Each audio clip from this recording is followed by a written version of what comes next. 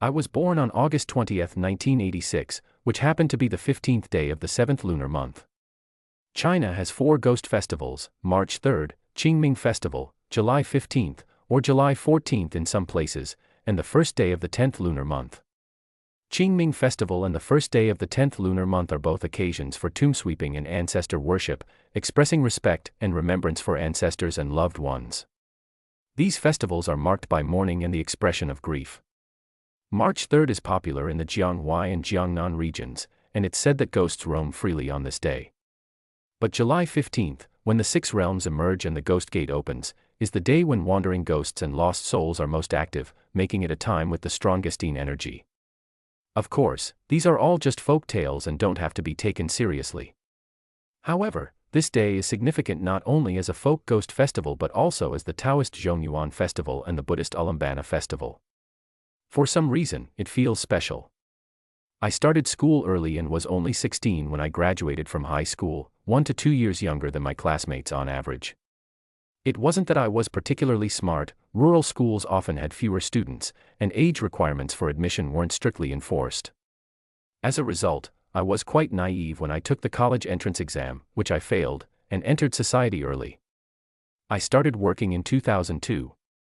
People who leave home are like duckweed, drifting from place to place. In 7 years, I lived and worked in many cities: Yiwu in Zhejiang, and Foshan, Zhongshan, Dongguan, Zhuhai, and Shenzhen in Guangdong. I worked as a general laborer, team leader, and supervisor in factories. I also sold fruit at a street stall, worked as a chef in a pizza restaurant, and even did rebar work on construction sites. I've been an insurance salesman, a furniture salesperson, and, in 2005, I was deceived by a fellow townsman into joining a pyramid scheme in Hefei for a month. At my poorest, I survived on just 2 buns over 3 days. At my wealthiest, I owned 2 houses and a car in Dongguan. People who stay in one place or a small circle for a long time tend to have few stories, just desires. But those who drift across different places and see all kinds of life have countless tales, romantic encounters, the darker sides of society, unique people and experiences, and, of course, the infamous sex industry of Dongguan. There are many stories worth telling, but I'll start with a turning point in my life. In late August 2007, my grandmother fell seriously ill. At the time, I was running a jewelry store with a partner in Dongguan. When I got the news, I immediately went home. Although I owned a blue Passat, I wasn't familiar with the roads and took a long-distance bus to my county town instead. I didn't realize then that this journey would set me on a completely different path. My hometown is in the southwest, a minority region bordering Xiangxi, western Hunan, to the east. It serves as the gateway to vast mountain ranges. When people think of Xiangxi, some recall the Phoenix ancient city in Shenzhen's border town or Huaihua, a transportation hub. Others associate it with legends of zombie driving, goo poison, and banditry. Geographically and culturally, our area is deeply influenced by Xiangxi's traditions and folklore. Take banditry, for example.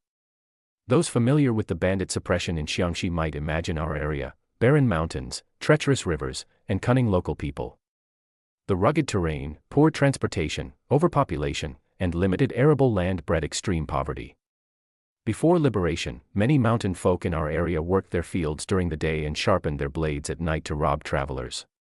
By day, they were silent farmers, tight-lipped and hardworking. By night, they became devils. It wasn't just a way to survive, it became a habit. Then there's the goo poison. Some view it as feudal superstition, and that's fine. Call it superstition if you will. Until I was 22, like many others educated under the party and the state, I considered myself a materialist and didn't believe in ghosts, zombies, or any supernatural phenomena.